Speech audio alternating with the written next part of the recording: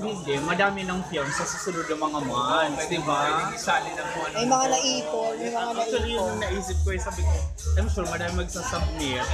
Kasi yung mga marireject, since tapos na yung film, pwedeng sunod-sunod na yung mga pelikula na lalabas. Anong movie mo with BG direct? Nuclear Family. Ayun, with Aramina. Akala, Oh, mas malakas yung putok. akala ko may connect sila. Ano? Medyo may similarity yung theme, di ba? I mean, an older woman and pero Oo. wala. Kamusta na yung ano? Kakatapos nyo lang ng Mercury is Mine. Nasa anong stage na siya ngayon? So, tapos na kami mag-shoot. Mag-e-edit kami next week kasi pinakumpile ko yung files, mga ganun bagay. Hindi naman po ba kayo nahirapan kay Brett since he's a newbie, tapos Hindi kasi Amerikano siya, mas first language niya yung English. So I think naging mas madali din for him. And he's very light to work with. Silang dalawa ni Mamang, Kokwa. Kaya parang excited kami lahat kung may shoot na. Yeah. napansin ko sa mga posts mo, parang big factor sa movie yung food.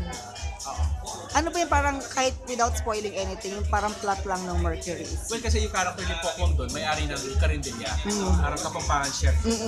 May exotic food yung niluluto.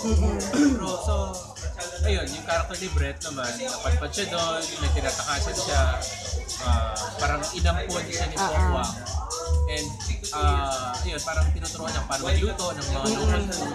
Kaya ang daming food doon sa mga Oo. So yun yung parang pinaka-premise niya. Tapos, yun parang pinaka-plot niya, parang gano'n. Walang major, parang babago. Tapos direct, napansin ko sa'yo, you're not stick with, one company. Like with BG, or with Regal, is this, parang plan mo, or ganun talaga yung mga offer na dumating, iba-iba? Well, kasi ako, kung napansin nyo this year, ang dami kong pelikula ng lumabas. Oo. Parang doon ako masaya yung gawa lang ng gawa. Ngayon, if a company wants me exclusively, they will have to satisfy that hunger of mine na lagi gumagawa. Hindi ako pwede sa one film a year. Alis mataas yung bayad, di ba? Pero right now, walang offer na gano'n. Gawa lang ako ng gawa kung sino mag-invite.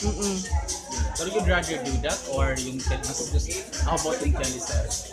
Ayoko ng teleserye sa ngayon. Pero dahil meron ng 8 to 12 hours, baka mag